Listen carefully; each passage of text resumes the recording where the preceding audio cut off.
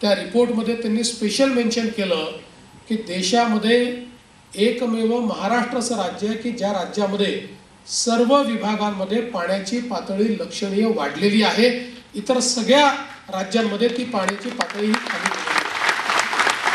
त्यामुळे जलसंधारणाच्या माध्यमातून इतक्या मोठ्या प्रमाणात आपण काम सुरू केलं आणि त्याचा फायदा काय झाला तर आपल्या इथे खरीपामध्ये तर मोठ्या प्रमाणात पावसावर असलेली शेती असल्यामुळे अवर्षणप्रवण भागात देखील आपण शेती करत होतो. पण जलयुक्त शिवारमुळे आपली जी रबीची पेरणी आहे ही जवळपास 7 ते 8 पटीने त्या ठिकाणी वाढली. बागायती शेती मोठ्या प्रमाणात वाढली.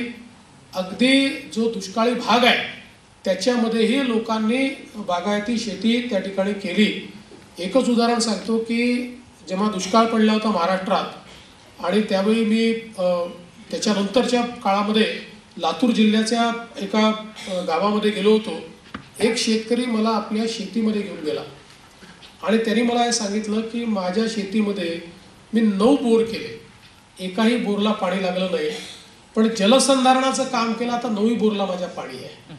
हे जे हा जो चमत्कार आहे पाण्याचा हा करण्याची क्षमता ही या विभागामध्ये ही तुमच्यामध्ये आहे. आणि म्हणून महाराष्ट्राला आणि जलसंधारणाचं काम कसं आहे, धरण बांधलं तर 50 वर्षांनी धरणाकडे पाहावं लागतं. जलसंधारणात असं नाही आहे.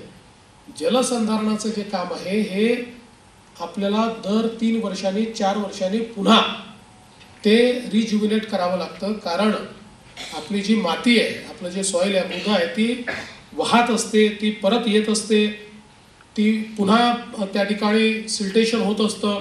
आणि म्हणून हे जे स्ट्रक्चर्स असतात आता या सगळ्या स्ट्रक्चर्सचं मॅपिंग हे आपण MRSACच्या माध्यमातून करतो. याला आपण आपल्या गतिशक्ती प्लॅटफॉर्मवर देखील आणतो. त्यामुळे अगदी सायंटिफिक पद्धतीनं आणि कुठल्याही प्रकारचा गैरप्रकार त्याच्यात होणार नाही अशा पद्धतीनं हे काम आपण येत्या काळामध्ये करणार आहोत. आणि म्हणूनच मला असं वाटतं की या महाराष्ट्रामध्ये जो विभाग ट्रान्सफॉर्मेशन घडवतोय, जो विभाग शेतकऱ्याच्या जीवनामध्ये खरं परिवर्तन घडवतोय